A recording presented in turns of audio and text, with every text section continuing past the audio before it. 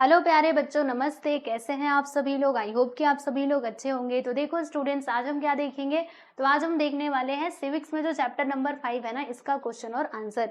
तो चलिए फिर इस वीडियो को हम शुरू करते हैं। तो देखिए यहाँ पर ये रहा आपका क्वेश्चन नंबर 1।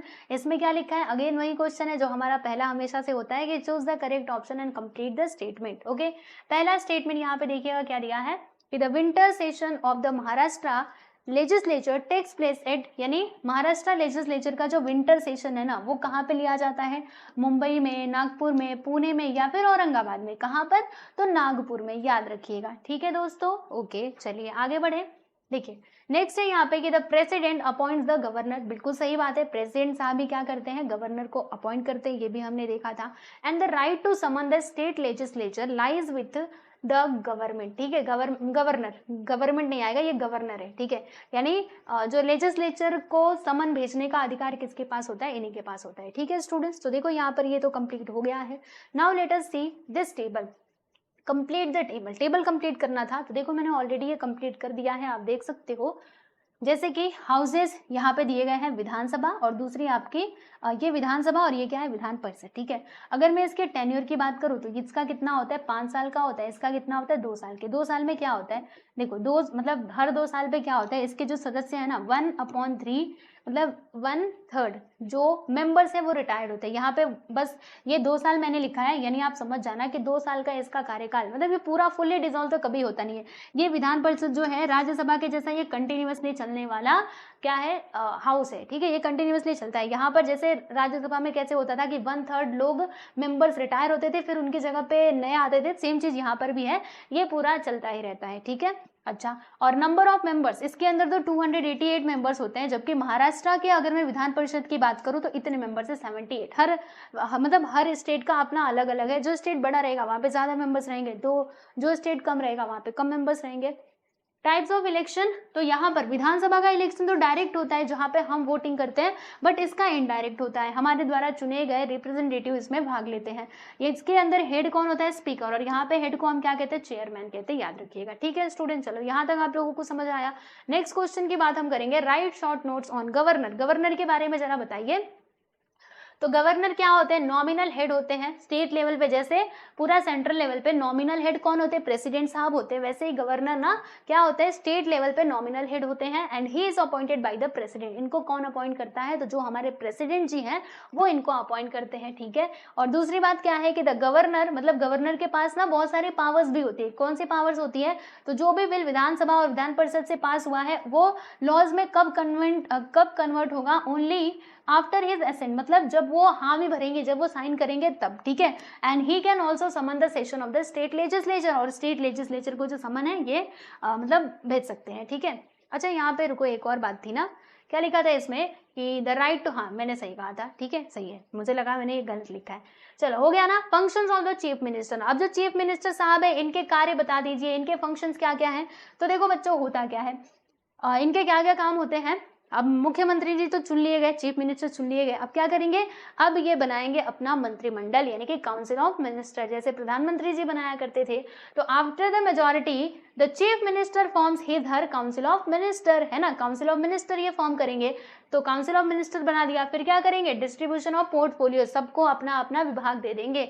तो once the council of minister is form the chief minister distributor, टर नहीं आएगा, distribute portfolios among the ministers. ठीक है, इसको काट देना ही उचित होगा, डिस्ट्रीब्यूटर नहीं होगा, डिस्ट्रीब्यूट। ठीक है, क्योंकि पोर्टफोलियोज डिस्ट्रीब्यूट कर देते हैं ना। और फिर क्या करते हैं, देखिएगा, ये हो गया ना। उसके बाद coordination between ministries and department, यानी मिनिस्ट्री मतलब ये जो कोऑर्डिनेशन बना रहे डिपार्टमेंट के बीच में, मिनिस्ट्रीज के बीच में, इसका भी वो ध्यान रखने का काम करते हैं। The chief minister has to resolve conflicts, अगर उनके बीच में कुछ कॉन्फ्लिक्ट आता है तो उसको उन्हें सॉल्व करना, फिर उनके बीच में प्रॉपरली अच्छा रिलेशन बना रहे, इसका भी उन्हें ध्यान रखना होता है। ठीक है प्यारे बच्चों, कि सारे लोग एक ही डायरेक्शन में काम करें। And leader of the state, और मुख्यमंत्री साहब क्या होते हैं? स्टेट के लीडर होते हैं। यानी अगर जनता को कुछ प्रॉब्लम होती है ना, तो किसकी तरफ देखते हैं? हमारे मुख्यमंत्री साहब को ही देखते हैं। हम कहते हैं ना, हमारे राज्य के तो ये मुख्यमंत्री, हमें कोई टेंशन नहीं, हमारे राज्य में कुछ गड़बड़ हो ही नहीं सकती। मतलब आप समझ लो कि मेन लीडर हो, ठीक है, लोगों के लिए।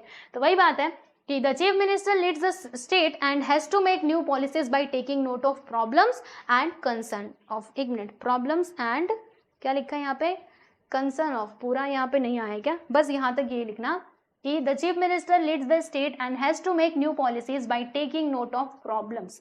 ओके स्टूडेंट, यहाँ पे प्रॉब्लम्स लिखना, और ये जो यहाँ पे दिया है ना इसको आप प्लीज कट कर दीजिएगा। आइए जरा मैं इसको भी मिटा देती हूँ दोस्तों, ठीक है।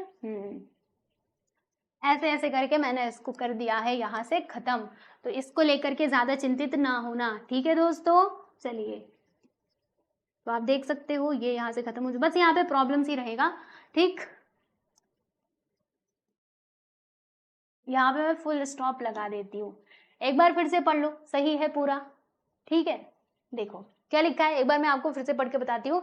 The chief minister lead the state, यानी वो स्टेट को लीड करते हैं, and has to make new policies by taking note of problems. Okay, मतलब प्रॉब्लम्स को ध्यान रखते हुए पॉलिसीज बनाना। क्वेश्चन नंबर 4 है, answer the following in brief. क्या है इसमें, पहला कि हमें फंक्शंस बताने हैं स्पीकर ऑफ विधानसभा, यानी जो विधानसभा के स्पीकर हैं उनका हमें क्या बताना है, फंक्शंस बताना है कि उनके क्या क्या काम होते हैं। तो जैसे लोकसभा स्पीकर के काम होते थे वैसे इनके भी होते हैं, ठीक है। क्या क्या होते हैं कि he has the power to prepare the order of business, यानी किस प्रकार से काम होगा सदन के अंदर, हाउस के अंदर, इनकी जिम्मेदारी होती है।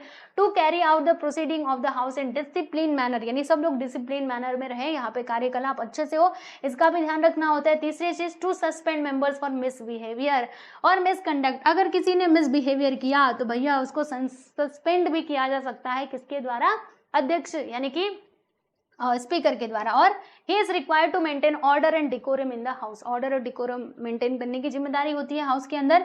And he allows the members to speak in the house, और ये अलाउ करते हैं मेंबर्स को हाउस में बोलने के लिए, ठीक है। तो ये सारी चीजें हैं।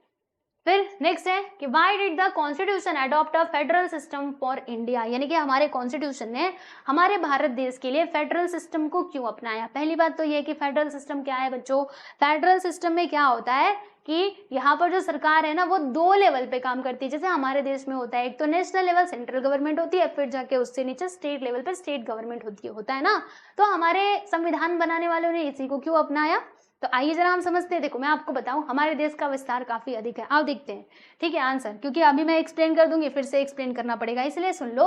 India is a country with a large geographic expanse, बिल्कुल सही है। इंडिया में मतलब ज्योग्राफिक, हमारा जो इंडिया है वो क्षेत्रफल की दृष्टि से अगर देखा जाए तो काफी ज्यादा है। एज वेल एज यहाँ पे जनसंख्या भी कितनी है ना, देखिएगा यहाँ पे डाइवर्सिटी भी है, लैंग्वेज में, रिलीजन में, ways of life, regional characteristics, ठीक है ना। So it would be impossible to